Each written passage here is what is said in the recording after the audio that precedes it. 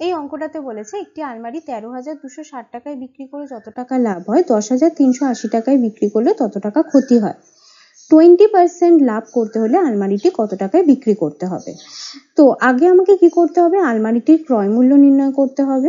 তো সেটা কিভাবে বেরোবে সেটা বোঝার জন্য আগে একটা সহজ এক্সাম্পল দেখে নাও। মনে করি একটি দ্রব্য আছে যেটাকে আমি 7 টাকায় যদি বিক্রি করি, মানে তার সেলিং প্রাইস যদি 7 টাকা হয়, তাহলে আমার যত টাকা লাভ হয় তার সেলিং প্রাইস যদি 3 টাকা হয়, তাহলে আমার ঠিক তত টাকাই ক্ষতি হয়। তাহলে তার ক্রয় মূল্য কত? তাহলে বোঝাই যাচ্ছে যে তার ক্রয় মূল্য ঠিক এই 3 আর 7-এর মাঝামাঝি একটা সংখ্যা হবে। মানে আমি যদি 3 আর 7-কে যোগ করে 2 দিয়ে ভাগ করে দিই, তাহলেই সেই মাঝামাঝি সংখ্যাটা বেরোবে, যেটা কিনা 5। যদি তার ক্রয় মূল্য 5 টাকা হয়, তাহলে সেটাকে 3 টাকায় বিক্রি করলে 2 টাকা ক্ষতি হচ্ছে, আবার 7 টাকায় বিক্রি করলে 2 টাকা লাভ হচ্ছে। এখানেও কিন্তু সেম জিনিস বলে দিয়েছে যে 13,260 টাকায় বিক্রি করলে যত টাকা লাভ হয় 10,380 টাকায় বিক্রি করলে তত টাকা ক্ষতি হবে। তাহলে বোঝাই যাচ্ছে যে ক্রয় মূল্য এই 13,260 আর 10,380-র মাঝামাঝি একটা সংখ্যা, যেটা বেরোবে এই দুটোকে যোগ করে যদি 2 দিয়ে ভাগ করা যায়, তাহলে সেটাই এবার আমরা বের করব।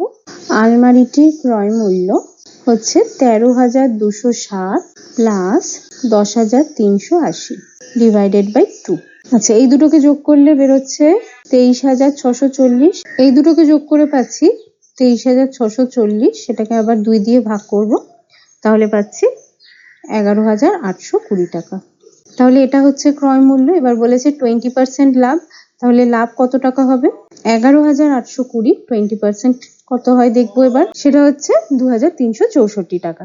তাহলে আমরা ক্রয় মূল্য পেয়ে গেছি, লাভ পেয়ে গেছি। এবার খুব সহজেই বিক্রয় মূল্য বের করে ফেলতে পারবো। কিভাবে বেরোবে? বিক্রয় মূল্য ইকুয়ালস টু হবে ক্রয় মূল্য প্লাস লাভ।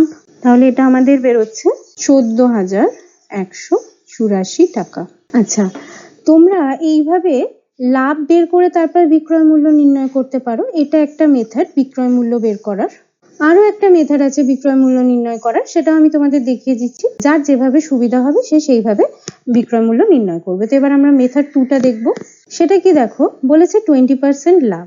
তার মানে কোনো বস্তুর যদি ক্রয় মূল্য 100 টাকা হয়, তাহলে তার বিক্রয় মূল্য কত হবে? 20% লাভ হতে হলে বিক্রয় মূল্য কত হবে? 120 টাকা। তাহলে 100 টাকা ক্রয় মূল্য হলে বিক্রয় মূল্য যদি 120 টাকা হয়, 1,820 টাকা ক্রয় মূল্য হলে বিক্রয় মূল্য কত? সেভাবেও আমরা বিক্রয় মূল্য নির্ণয় করতে পারি। তাহলে সেভাবে এবার করে দেখি একবার। 100 টাকা ক্রয় মূল্য হলে বিক্রয় মূল্য হচ্ছে 120 টাকা। তাহলে 1 টাকা ক্রয় মূল্য হলে বিক্রয় মূল্য কত? আর 11,820 টাকা ক্রয় মূল্য হলে বিক্রয় মূল্য কত? আমি একটু ভেঙে ভেঙে তোমাদের করালাম বোঝার সুবিধার জন্য। এক্ষেত্রেও আমরা কিন্তু পাবো 14,184 টাকা। তাহলে আমাদের আনসার বেরিয়ে গেল, আলমারিটির বিক্রয় মূল্য হচ্ছে 14,184 টাকা।